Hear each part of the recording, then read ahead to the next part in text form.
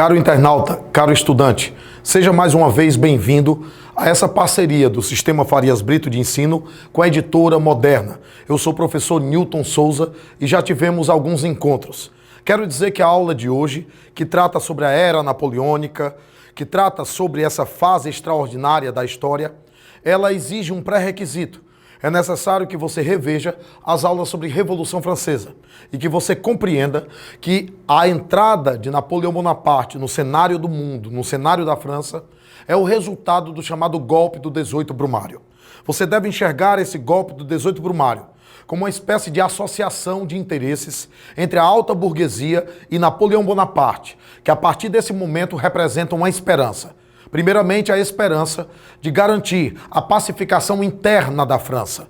Por quê? Porque a fase de radicalização anterior dos jacobinos levou a um estado de tensão generalizada, principalmente dos girondinos e da planície.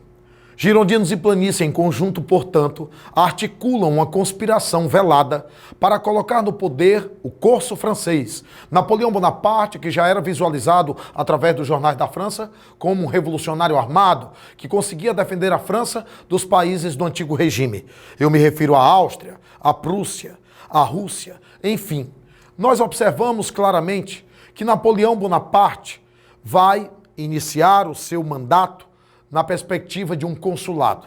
Na verdade, ele era o primeiro cônsul de 3 cônsules que passariam a governar a França naquele momento, um momento que é denominado de fase também militarista de governo, já que Napoleão se apresentou como uma espécie de salvador da pátria, coisa que foi refletida numa metáfora em forma de pintura, Napoleão em cima do seu cavalo branco, a representar a ideia de salvação nacional. Podemos definir a fase do consulado como uma fase de conquista e uma fase de reformas. Uma fase de conquista na medida em que Napoleão Bonaparte irá se tornar o sonho do homem francês, o ideal do homem francês. Afinal de contas, ele era iluminista. Afinal de contas, ele era um indivíduo versado na perspectiva do pensamento ilustrado, e também pelo fato dele ser um guerreiro, um gênio militar, um estrategista de guerra, uma inteligência incomum, um homem de visão administrativa larga e avançada. Toda essa ideologização em torno de Napoleão facilitou em muito o seu caminho, no sentido de que ele pudesse centralizar as forças em suas mãos no consulado. Nós sabemos que a grande realização de Napoleão no consulado foi o seu Código Civil. E o interessante é que esse Código Civil, ao elevar a primazia da propriedade privada como sendo um direito do homem, do cidadão, com isso Napoleão ganhava a confiança extrema da burguesia. Naquele momento a burguesia pensava: este é o homem, nós precisamos dar a ele todo o poder, nós precisamos confiar nele, porque ele estará consolidando os nossos interesses, a propriedade privada e o controle do processo administrativo francês por parte dessa alta burguesia. De modo que o consulado permitiu, com o Código Civil Napoleônico, que a alta burguesia evitasse as greves, as passeatas, as barricadas, os movimentos, os protestos. De modo que Napoleão Bonaparte conseguiu pacificar internamente a França se utilizando dessas mesmas leis. Na verdade, enquanto a França tinha paz interna, do ponto de vista externo, Napoleão Bonaparte fazia guerras e, através dos saques e pilhagens, mantinha e financiava essa paz interna. Na verdade, foi Napoleão que fez cessar os golpes da guilhotina e fez extinguir deveras e completamente toda e qualquer fase de terror que pudesse existir internamente na França. Napoleão Bonaparte tinha uma frase interessante: prefiro enfrentar um exército de 1 milhão de homens a ter que enfrentar um único jornal. Sabedor disso, ele manipulava as informações jornalísticas para fazer a cabeça do povo em seu favor, exibindo e expondo e divulgando as suas grandes vitórias. Por outro lado, ele fazia a cabeça da burguesia, exaltando a propriedade privada como um grande direito. Ora, ele também fez diversas reformas, como uma reforma financeira, criando o Banco de França. Também estabilizou a estrutura tributária, renovando internamente o quadro dos números, que eram bastante deficitários na França pré-revolucionária e revolucionária. Napoleão Bonaparte criou uma atmosfera de equilíbrio e de harmonia, porque ele estabeleceu também uma espécie de reforma urbana. Aquela estrutura em xadrez é originária dele. Os números pares e ímpares das casas também são resultado de sua mentalidade e do seu racionalismo. A Guerra de Colunas também foi uma espécie de resgate que ele fez das antigas estratégias romanas. Inspirado no próprio Código do Direito Romano, foi que apareceu o Código Civil Napoleônico. Com isso, Napoleão expõe ao público, expõe à França um plebiscito. E 80% aproximadamente dessa população decidiu responder à pergunta com um grande sim ou oui. A pergunta era: você quer Napoleão como seu imperador? E a resposta da maioria esmagadora da população colocou Napoleão no poder na perspectiva de uma fase que se inaugurou como uma fase imperial. Naquele primeiro momento, nós já notamos o orgulho napoleônico num afloramento extraordinário que fez com que ele se tornasse extremamente centralizador, exclusivista e mais parecia um déspota esclarecido. A própria cerimônia revelou um ato falho. Ele não esperou o Papa chegar para coroá-lo. Ele mesmo se autocoroou, revelando que não existiria nenhum poder acima do dele, nem mesmo da Igreja Católica. Embora, nos bastidores, ele fizesse acordos com a igreja, porque ele sabia da importância da igreja ao seu lado para manipular as massas do ponto de vista místico. Napoleão Bonaparte tinha um grande sonho, o sonho da Grande França. O sonho da Grande França era transformar a Europa inteira numa extensão da própria infraestrutura francesa do ponto de vista político, econômico, social, ideológico e cultural. Mas o grande empecilho para isso era a Inglaterra. A Inglaterra, berço da Revolução Industrial, crescia assustadoramente do ponto de vista econômico, tomando os mais diversos mercados consumidores, e por isso mesmo a alta burguesia encarava em Napoleão Bonaparte uma grande esperança de desbancar, de arruinar economicamente a Inglaterra. Por isso Napoleão Bonaparte elaborou o chamado bloqueio continental, para provocar um isolamento financeiro, econômico da Inglaterra e evitar que a Revolução Industrial inglesa continuasse crescendo assustadoramente. A ideia do bloqueio continental funcionava à base de ameaças. Napoleão Bonaparte queria que as demais nações europeias evitassem seu contato, sua diplomacia ou seu comércio e interação com a Inglaterra. Na verdade, não deu certo, porque nem Portugal, nem Espanha aderiram ao bloqueio, nem tampouco o Sacro Império Romano Germânico, nem tampouco as Itálias, e isso acabou fazendo com que Napoleão encetasse o seu processo expansionista. O interessante desse processo expansionista é que você não deve encará-lo à base de baioneta, à base de fuzil, não deve encará-lo à base de bala ou de mera beligerância.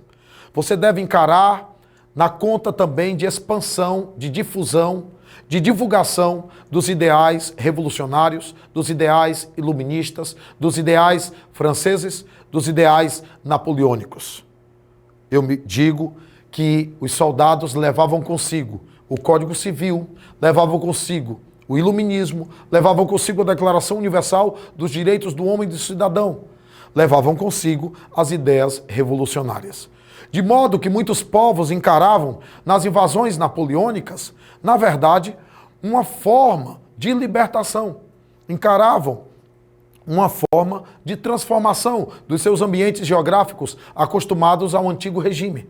Desse modo, muitos analistas encararam que a Revolução Francesa, que começa com a queda da Bastilha, passa pela Assembleia Nacional Constituinte, pela Convenção Nacional e se encerra com o Diretório, essa fase da Revolução Francesa seria interna, limitada à França. Mas Napoleão Bonaparte teria iniciado uma fase exógena, uma fase em que a Revolução seria espraiada, seria difundida por toda a Europa, respingando inclusive no mundo. O interessante é perceber que há uma correlação entre o expansionismo napoleônico, as guerras napoleônicas, sobretudo a invasão de Portugal e, consequentemente, a conquista da Espanha. Isso acabou repercutindo na América, de modo a provocar a vinda da família real para o Brasil, a elevação do Brasil a Reino Unido e Portugal e Algarves, e a abertura dos portos.